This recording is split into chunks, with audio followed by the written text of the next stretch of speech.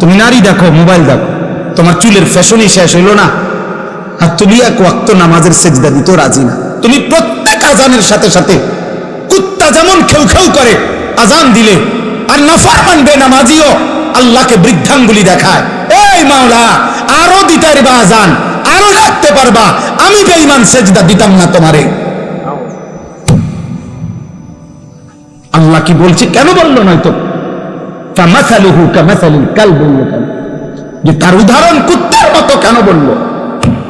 আজান দিলে কুকুরে না খেউ খেউ করে ভাগ্যা যায়, মোমেন কেমনে ভাগে?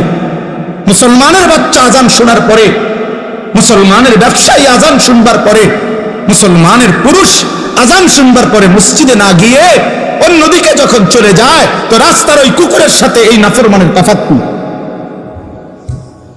বলো না ছেলেরা, বলো। মনে রাখো বাপ, তোমাদের আযাব তোমরা টাইনা আনতেছ। কবরের আযাব পরে হবে, আখিরাতের আযাব তো আছেই, তো দুনিয়ার আযাবও টেনে আনছো।